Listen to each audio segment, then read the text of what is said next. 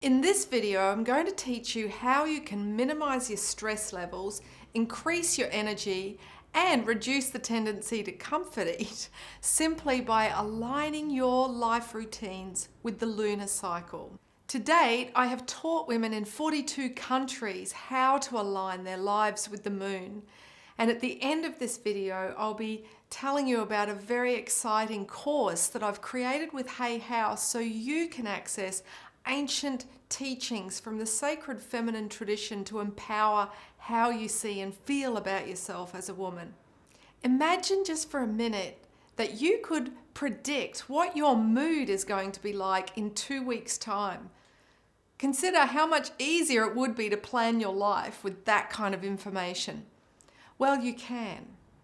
Basically, as women, we are governed by the moon. So the lunar cycles affect not just our fertility and hormones, but our energy levels, our moods and emotions, whether we feel more easily triggered, and our states of mind, whether we feel positive or negative, and all of this affects our relationships.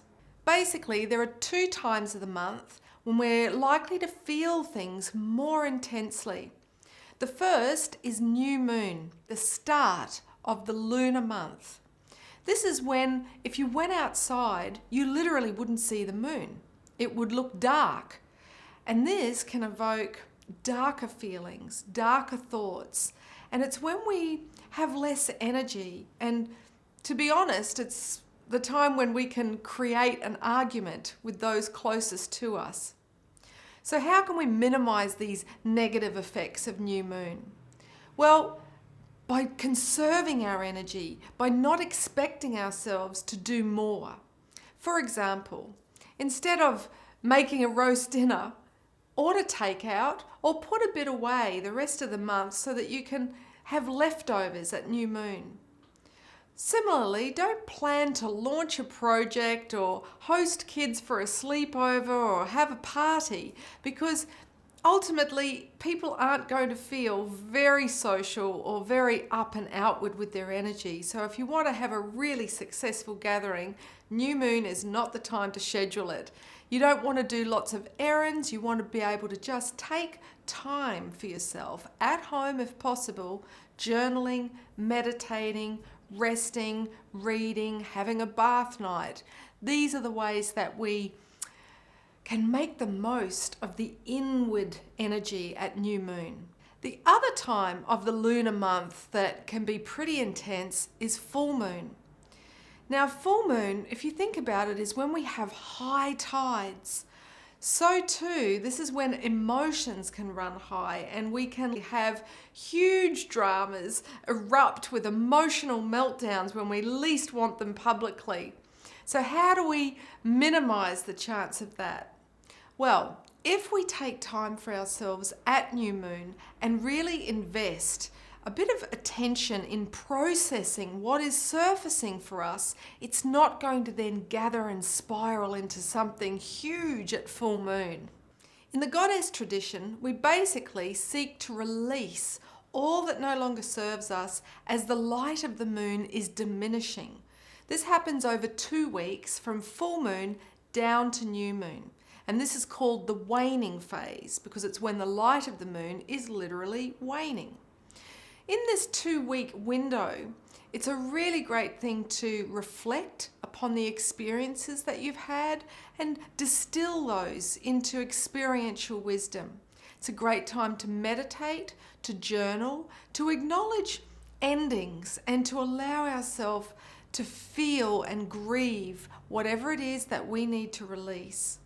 The waning moon phase is also the ideal time to detox and to clear any old energies in your home by decluttering or opening up the windows and letting the fresh air in. In the 2 weeks when the moon is waxing, in other words, getting fuller, generating its energy and becoming more luminous from new moon up to full moon, that's when we have extra energy. So this is an ideal window to launch new projects, to take risks and really move beyond your comfort zone, to set clear intentions for the future and to do manifestation rituals. So in a nutshell, Do more as the moon is becoming full. Do less as the moon's light diminishes, and you'll find that you have more energy, so you're less moody, less irritable, and have less arguments with those around you. This information is not just for women, because ultimately we all have a feminine and masculine side, and so men also feel more vulnerable at new moon and are more prone to meltdowns at full moon. But it really affects women. The moon literally governs the cycles within our body, even after we stop menstruating. So it's imperative for women to align with the lunar phases if they want to have a harmonious life.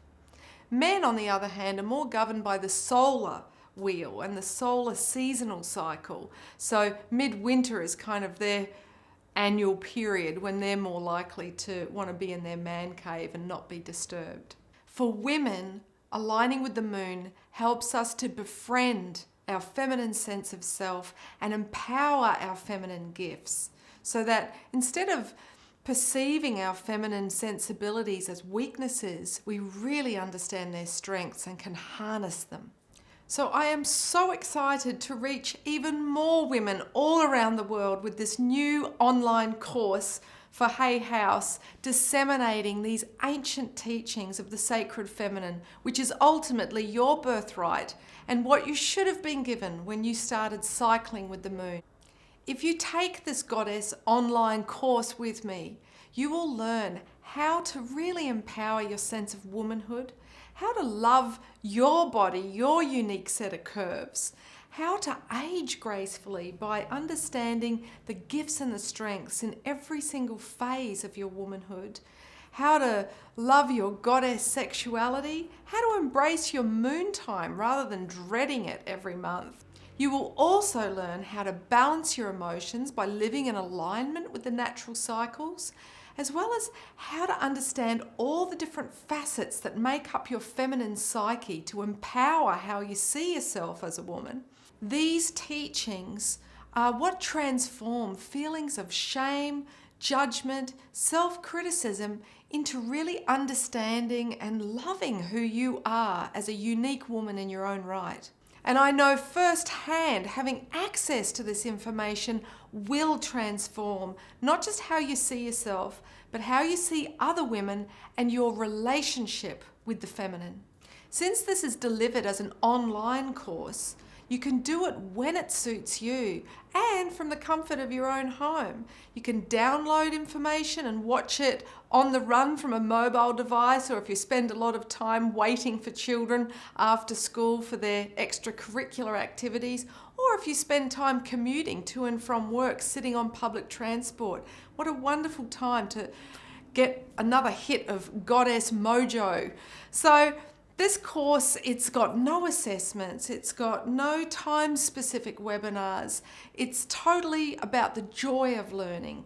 I know firsthand you will look back on this decision to receive these teachings as perhaps one of the most pivotal, life-changing moments, because I've witnessed it in countless women around the world, regardless of their age. When they receive this information, it completely transforms how they see themselves as a woman. So I invite you, give yourself this gift, because I know it will inform and empower every choice you make as a woman.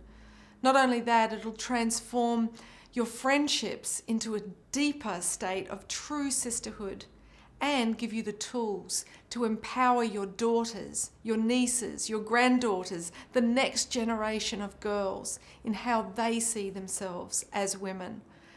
It would be my honor to be your guide in sharing this ancient birthright. Thank you for watching. Blessings.